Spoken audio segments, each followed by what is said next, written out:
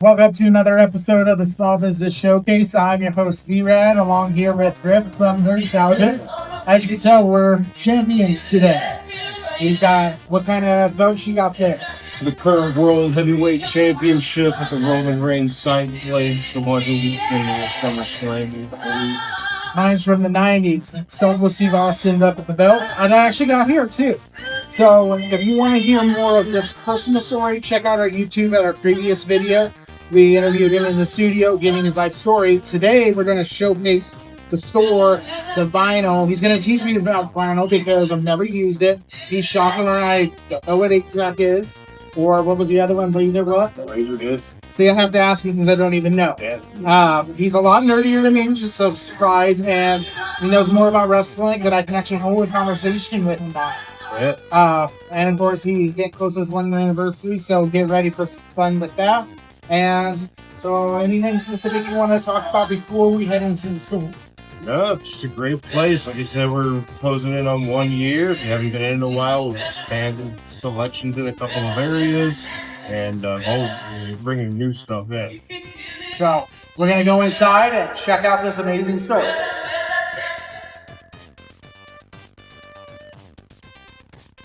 The first thing you see is, what exactly is this when you walk in here? So when you first walk in, you get to see our feature table. So it'll rotate. Right now, I've got K-Pop Demon Hunter Funko Pops actually in stock. Funko was out for months and months. So the second line is here and a restock of the first line. So, and just the t-shirt to advertise who we are. Again, you walked in Nerdstalgia, not everybody looks at the sign. Double reinforcement, and we do sell the shirts here too, so if you want to support, it's a great way to do it. And if you walk right over here, you get to see his records, his vinyl that he has. So many choices. One of the first ones is the Beatles over here. You got Green Day, which I never realized that up-to-date artists will do records. I've always figured records would be like Def Leppard, Kiss, the old school singers. There's a couple of different eras of vinyl. There's the original OG era of vinyl records. And then as things went more towards cassette tapes and they became more portable, records were for the people who cared about the quality of audio. Cassettes did not sound near as good and would wear out after a few plays. Player could eat it. Yes, you could scratch a record, but if you knew what you were doing and taking care of it, cassettes just wore out. They could overheat in your car. There are a lot of issues with it. Now, when CDs came around, that's what killed off mainstream vinyl records because CDs were portable and sounded good. But to the true audiophile, you want analog sound. You want it coming off a vinyl record. And there's something to that needle drop and maybe a little dust got on there and caused a little hiss and a pop. There's something soothing about that and that, but the quality of the music that comes out, they've never been able to top the vinyl. So even with digital out here and CD, you still think vinyl is the way to go to this day? To listen to it, if you truly care about it, because it's not compressed, it's never compressed into a digital file. Now, some of your records are digitally remastered, that kind of stuff, but they're on an analog source. So you're going to get the best quality sound if you have the stereo system and speakers and that kind of stuff to support it. So there was that original era. When CDs came around, vinyl never went away. DJs still loved it, still liked to mix with it, and then you had collectors and audiophiles. Then the big second wave of vinyl came around. And that's been going for 15 years. Made the hobby go up for people who, like myself, always had vinyl records. It increased the cost, but there was more of a demand. There were more plants opening, more people producing records. And a brand new album that comes out, you're going to see a digital release and a vinyl release. See, I honestly thought vinyl went away because I never saw it in the stores or anything, and then they slowly came back. But you literally can get any kind of vinyl here. Yeah. In fact, one of the things that I was impressed of is right here, Metallica. Now, I know Griff's actually showed me on his record player, because he does have a record player where he plays music live in the store. But if you check over here, he's got his old setup to where you can invest into a record player, or, you know, you even got Laserdisc and stuff over here, right? Yeah, so vintage one there. Over here to the right above CDs. To the left. Oh, sorry, to the left. There's the Ion box, one shelf up. There's a receiver, and then one shelf up, that Ion box. There's a box brand new. Only got a couple in stock right now, but we do that. So, yeah, we carry hip hop separately, rock separately. Underneath, you'll find like country and jazz soundtracks. But yeah, you were asking about Laserdisc. Now, I thought Laserdisc was the same thing as CDs because of the little light that plays CDs. Shows you I don't know much about it, that stuff. So it's more akin to the DVD, but it's the size of an LP. Interesting. So it's its own vinyl record in its own way. Yeah. And in case you didn't see what he pulled out Toy Story for what he pulled out of it. The original movie. Well, then come on back here.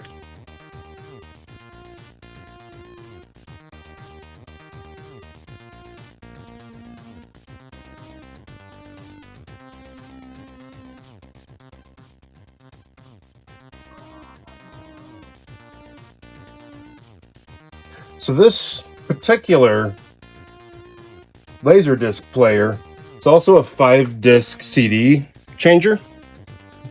Love those. Does it play vinyl records too, or no? No. This is all with a laser. A laser would melt the vinyl. Gotcha. Because of the CD changer is why I had to ask. So this is solid plastic. All right. And then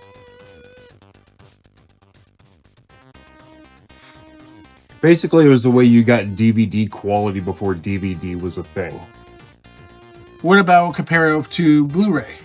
Blu-ray was high definition. This was standard definition. Gotcha. So it didn't have enough pixels to be on here. You'd actually have to flip the movie halfway through on a Laserdisc. Oh, so I did watch Star Wars A New Hope in elementary school on a Laserdisc then, because I remember they had to flip the side on it. Yep. Mm-hmm. Yeah, so it never caught on in the States. Very big in Japan. And, you know, if you were an audio video file, you definitely invested in a Laserdisc player. But they were never mainstream. So, you know, people didn't have $400, $500, $600 in 1980s money to invest in these things. I just remember going to the video store when I was a kid, and would see the Laserdiscs and think they were cool and always wanted to check them out. And like you in school, I think we watched one. And for the kids that don't know what a video store is, that's where we used to go and rent a movie or a video game so we could see if we liked it before paying digital and getting stuck with it. So, one of the things over here I want to point out real quick too, whenever I say use the word showcase to get your pens for $5 instead of $8.99, I'm talking about these. I'm not talking about writing pens. I've actually been asked by someone, oh, why is it a $5 writing pen? No, these are these little cool little pens. As you can see, there's so many different ones here of just so many different categories. And this is not the only spot you will see it at. You will see these pens all over the different parts of the store. And whenever he goes out to vendor events, he'll have them out there as well too.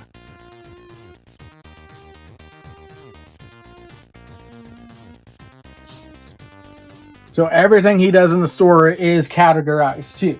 So if, like for me, I'm a big Joker fan.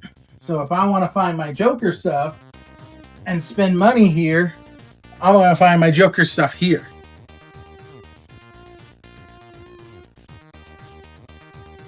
And then he's also got some comics down here for you comic lovers too.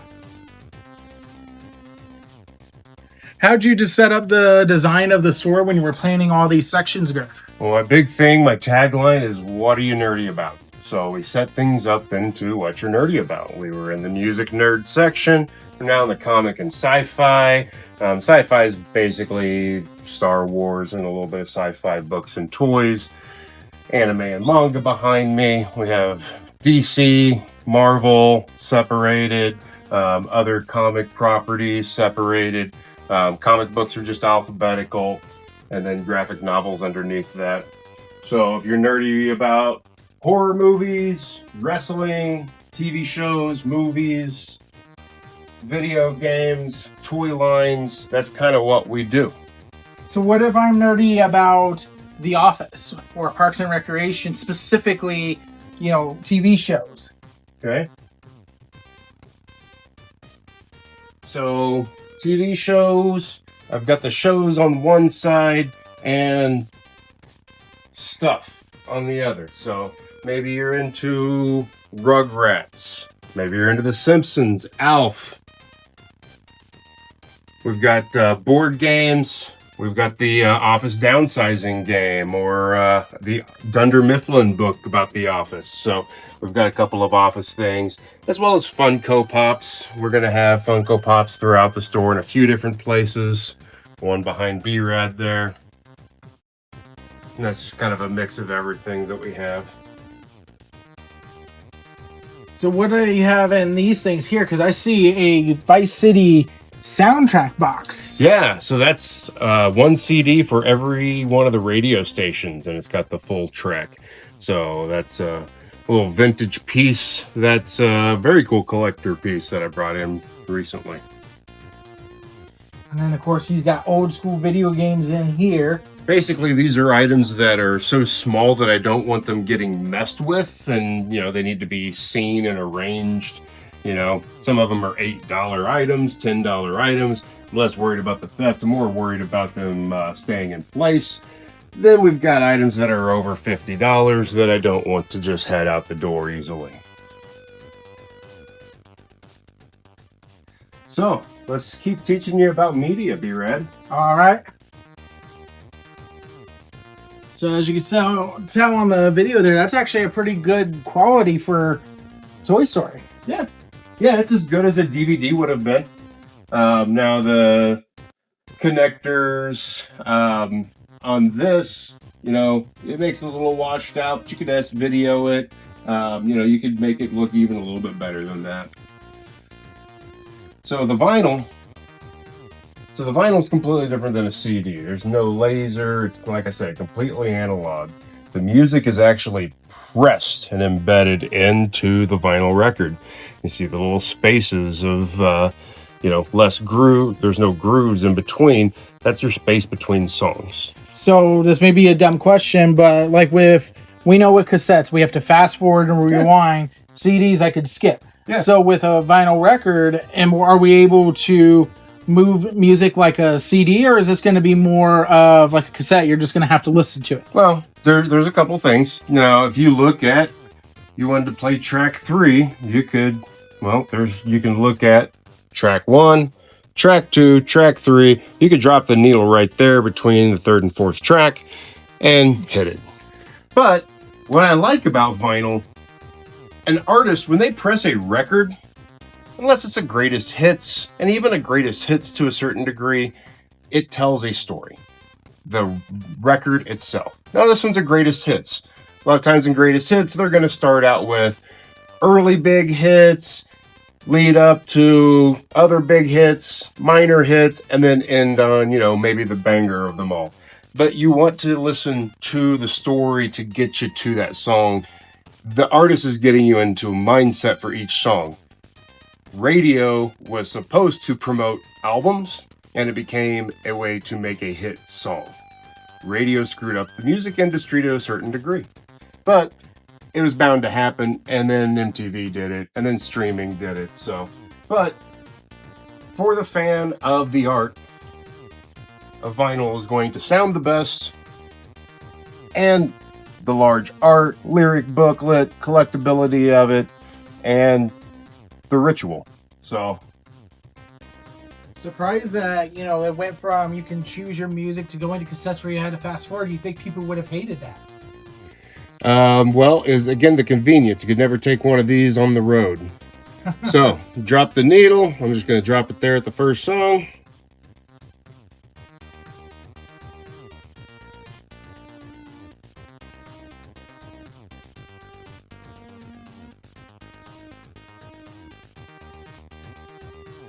That is pretty good quality. You're going to hear the instrument mix. They're laid down on separate analog tapes and then mixed and mastered for the right levels. It's embedded into here. You can turn up and down sounds on an equalizer, but digitally it can be played with so much it's compressed into one and then released again. So you're meaning like if I wanted to listen to more of the instruments over the voices, you could change that on a vinyl. Yes. So you can't, but it's mixed on the vinyl for you to be able to do that. It's actually easier. People smarter than me can do it, but it's not an easy thing to do. While we're teaching you about media, though, you said you'd never seen an 8-track. Nope. Now, 8-track was the cassette you could not rewind or fast forward. That reminds me of like a Sega cartridge back in the day. Very similar. So you had the cassette tape in there, and you had tracks. Okay? Why they called it an 8-track, I don't know. You had 4 programs on there. And then if you wanted to listen to the third song on there, you did have to listen to song 1 and 2 to get to song 3. So there was no rewriting, no fast forward. Nothing on an 8-track. So if I listened to song 1 and 2 and then my, little nephew popped it out, I have to re-listen to those No, you two can songs. pop it right back in. And it would play? It's a cassette because it stays right where it's at. Yeah, you had to finish that track. You could flip it to get the other 2 tracks, but it could be in the middle of the track. You had to play through it. But yeah, a little player like this. And they were mostly, because again, the quality was not there of the vinyl record. That was for on the go, so you could listen to music on the go. How long did the 8-tracks last? Because from my understanding, it wasn't long, right? Not real long. That was all before my time, so I'd have to look up the specifics. My parents had 8-tracks when I was growing up. We had an 8-track player on. The stereo system had cassette, record, and 8-track. So is this just a toy or is this another They're media coasters. player? These are coasters. Oh, coasters. Yeah. So you're completely nerdy about stuff? He's going to And have unique stuff like what this. I love about it is the titles. Tea Time, Too Hot to Handle, Rest on Me. Like the titles of the songs on the coasters are pretty fun. That is actually really cool. Yeah, got Dolly Parton coasters, vinyl record coasters. So you can literally buy other vinyl coasters and you don't have to use what comes with that. Yeah, you could use, some people use CDs as coasters, but I'm liking the trend and seeing people want CDs again, which is cool. Oh yeah, after PlayStation and Xbox, they're saying all kinds of physical media is coming back now. Well, the demand for it is whether or not they're going to continue to press new. Physical media will be around. It's just like records, it's going to go up in price. It's going to be specialty studios doing it. Sony said they're ceasing it.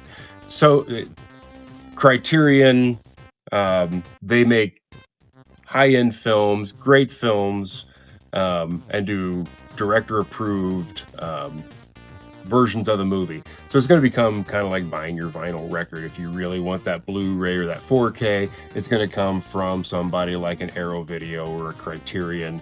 Unfortunately, Shout Factory seems to have very much changed what they do.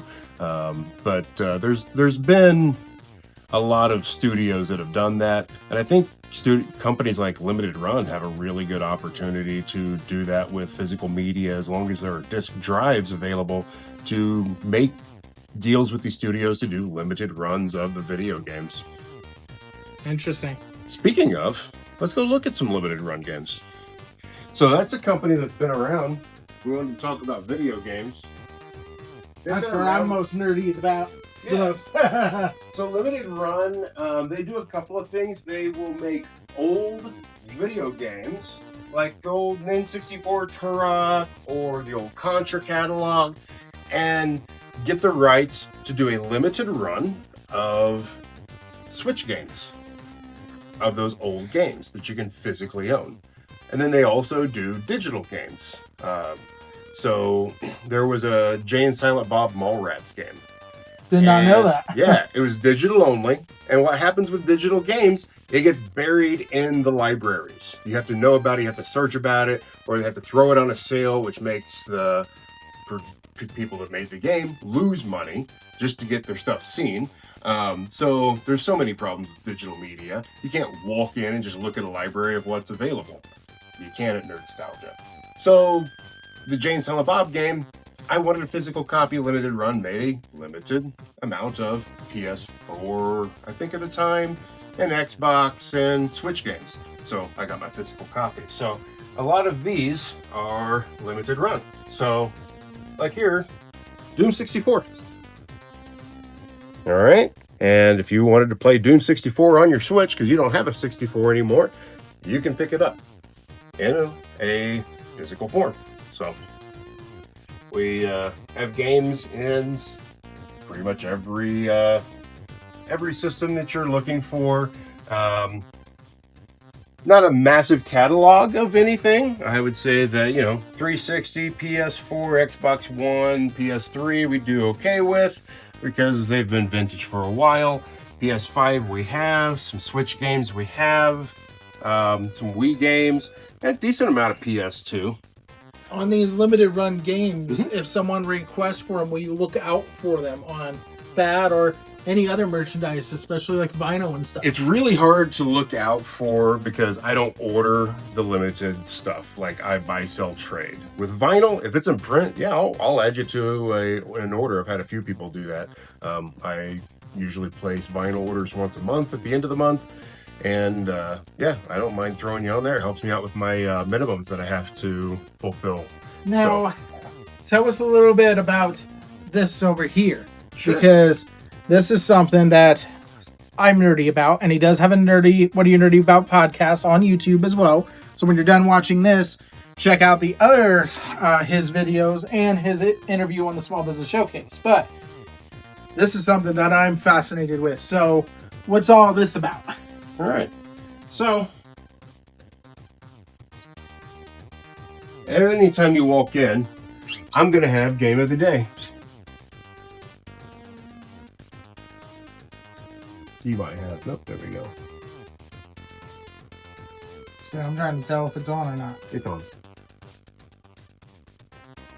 So I'll usually pick a Game of the Day off of one of my emulators.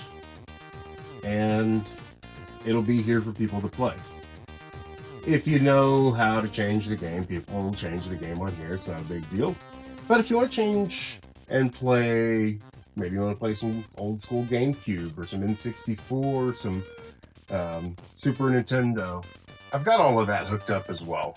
And for $15 an hour, you can come in on a whim if it's open, or you can plan your time. Call ahead, shoot us a message at Nerdstalgia Shop on any of the socials. Do you have like a 64 if I wanted to bring in 3 friends and have a old school 4-player party? I've got all the controllers and chairs to take care of you, and we can set up the games.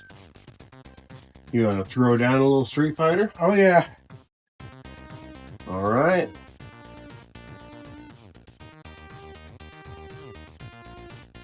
Oh, we both have our mains. Yep, I was always Blanca back in the day. I was always E-Honda, but I haven't played this in forever. I haven't either. But I have played Mortal Kombat, so...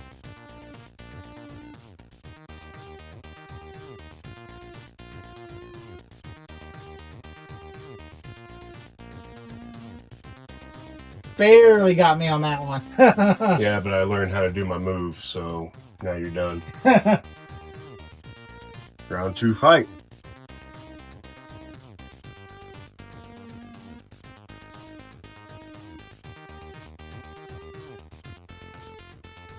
Oh, I played dirty, bitch.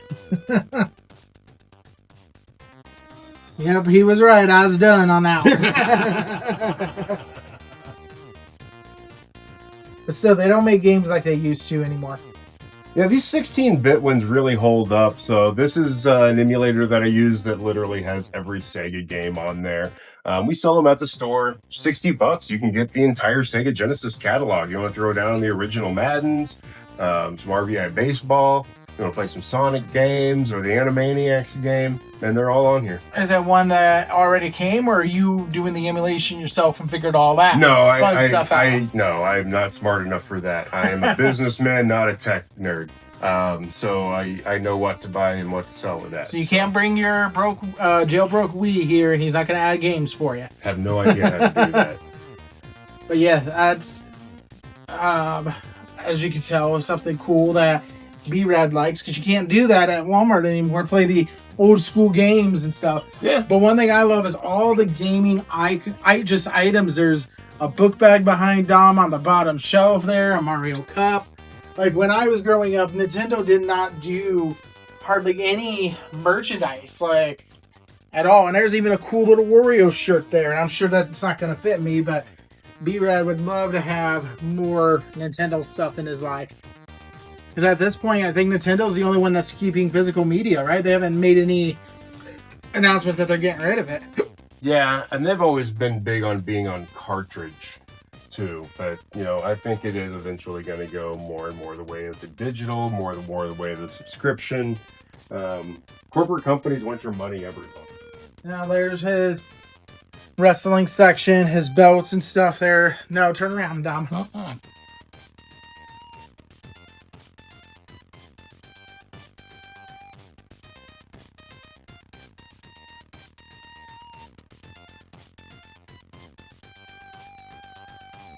Now, one of the cool things is this boot he's got here. Want to tell him about the boots and the belts and all that fun stuff? So the boot, signed by Bill Goldberg. It's got his stamp of authenticity down there. That will match its certificate of authenticity as well.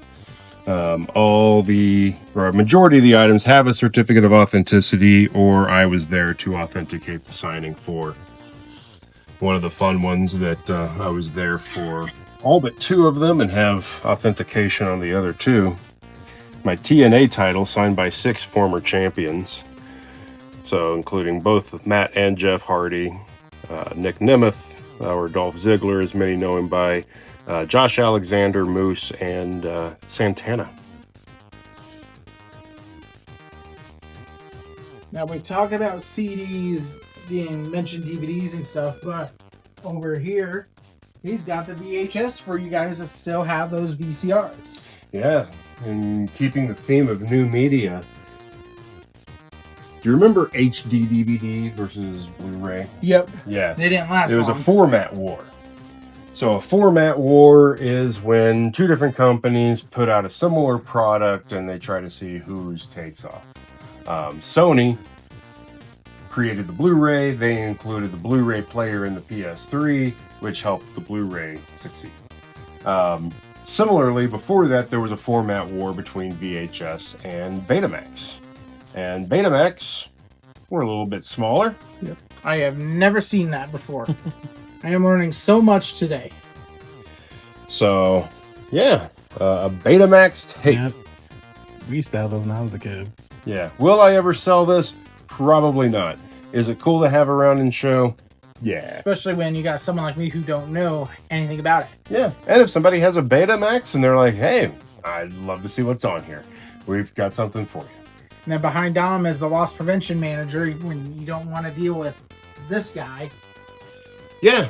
He's fun. He's an ally. He even wears his pin on his hat. But don't take. He'll stab you. And there's blood on the knife, so you know someone's already gotten it. What next you want to teach us? Because I'm just learning so much, and there's so much here, too. Sure. We carry all kinds of old media when it comes to games.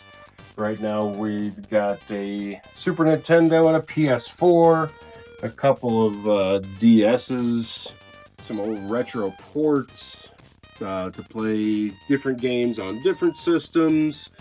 Speaking of limited run, Night Trap, the old Sega CD game that was controversial. Never heard of it. Oh man, you got to look up something on Night Trap.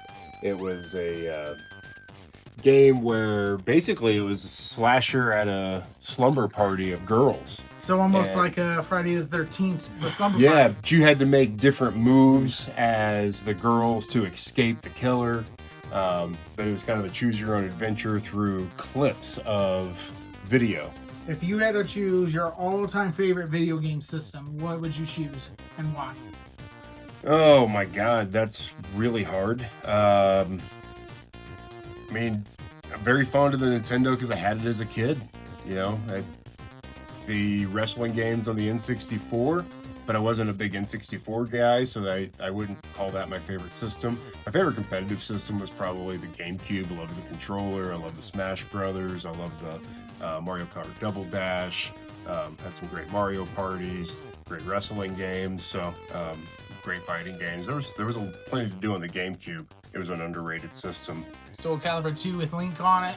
That was great. Yeah, that's one of them I sold to start my start Nerdstalgia. I had that game, but you know, you got to part with things to make all the dreams happen. Come back around and found a couple of my things come back to me. One of the things that I carry, because people don't want to spend an arm and a leg on a Nintendo, the Retron. Retron is a brand that when the patent was gone on the Nintendo, and then the Super Nintendo, Genesis, they've got all kinds of different systems now.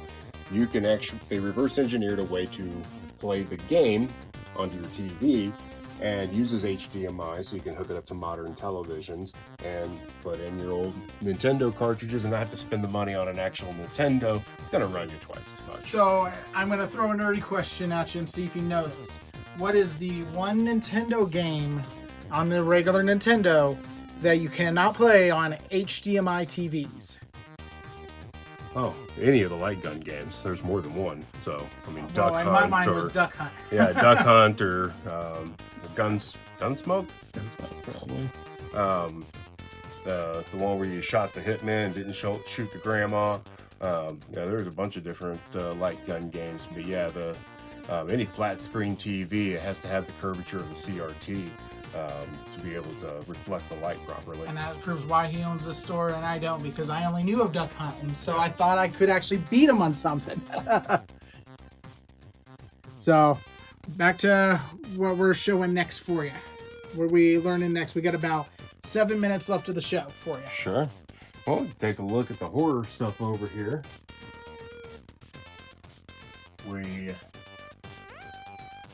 I love the stuff. We get a nice little following, and we have everything from NECA toys from The Thing and Frankenstein, Friday the 13th, to mashups with like the Ninja Turtles doing the Universal Monsters, or Count Chocula NECA figures. I like these little guys in their costumes. They dress up as different horror icons. So that one's from, I don't even know which one that one's from. Oh, Return of the Living Dead. One of the things I love, that any of the other stores in town, I can't find any Hellraiser items. And up at the top there, he's got Butterball all the way at the top. And then if you look over on this side, he's even got Pinhead over here. So not only has he got one, but he's got two Hellraiser things, which are very, very rare to find. Definitely come before I buy them out from him. And a nice little selection of horror movies too. You know, October's coming up.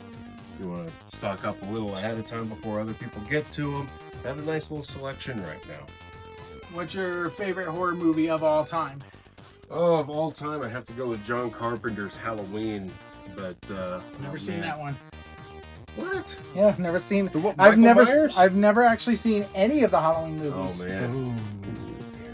You can watch any of the ones called Halloween. Those are the three best ones. All the other ones are just like There's Hellraiser and stuff. there's other good ones, but the original Halloween, incredible film. I love Rob Zombie's reinterpretation, partially because watching that is what really got me delved into horror. And then when they brought it back for a modern sequel, a reinterpreted sequel, they just called it Halloween in like 2017, 2018. yeah, so those I think are the 3 best ones. But there's a lot of good ones in there. Yeah, I think the best franchise, though, I mean, it's hard to argue. Friday the 13th has the most bangers in it. So Surprisingly, but I don't think it's as good as like Hellraiser or Nightmare on Elm Street, things like that. The first Nightmare on Elm Street, if they would have left Wes Craven's ending, would have been a perfect horror movie and probably the greatest horror movie ever made. You can still call it that, but yeah, that in and of itself is excellent. But I like that one. I like New Nightmare. I like Freddy vs. Jason. Freddy vs. Jason was definitely a good one. Yeah, I was never a Freddy guy. I was more of a movie for you to look up that he showed me was It Follows. If you've not man. seen It Follows, that was a good movie that he showed, and they do actually do a joke in Scary Movie 6 about it. So Yeah. I'm glad you showed me before, because otherwise I wouldn't have got the joke. So, as you can tell, there's so many things here, and we haven't even gotten through. I mean, I know it looks like on camera we got through half the store, but trust me, you have not seen half this store at all. And the biggest thing is that is vinyl. You really could find anything here. Now, So- the other day when we were talking about vinyl, you did find a 007 vinyl. Do you know if you still have it to showcase? Just because I'm a big 007 fan myself, and this is just to prove that he's got everything. so Right there, old school Thunderball. Thunderball. So, the records, a lot of them are, I started with partying with some of my collection, thrift store finds, garage sale finds, go to record conventions, find things that are underpriced, digging through bargain bins. And then 2 months ago, we started carrying brand new vinyl direct from a distributor. So we can order anything that is in print now. And, my niche has kind of been 90s alternative, early 2000s rock, hip-hop, punk rock. But, if I hear the name enough, I'm not opposed to making money, I'll bring it in. So if somebody's looking for something, I'll What is the most sold vinyl? Oh like my band God, or all the gener- years later, it's Michael Jackson. Yeah. Thriller Really? and Still Bad. is. Thriller and Bad. I think I'm down to 1 copy of Off the Wall. Bad, but Michael Jackson sells all the time. Interesting. Well, if there's, what else would you want people to know about your story that we may not have talked about today yet? It's just, it's all a labor of love. So it's my love of the things that are nerdy and trying to provide something different for people to come in and check out and see. Hopefully go home with something so we stick around for the long term. But, it's all a labor of love. And I can tell you, from the championship belt to my China item, there's so many things here that I've always wanted as a kid, and he ends up having it at one point or another. And if you get to know him enough to where he sends me all this Joker stuff, and I'm like, I'm about to go bankrupt on all this Joker stuff, but I have a whole room full of Joker stuff now, thanks to this man and his shop. And don't forget, use the word showcase to get those pens I showed you earlier for $5 instead of $8.99. They're all over the store, so not just that one section. And just want to give a shout out to Griff here for being one of the sponsors of the Small Business Showcase.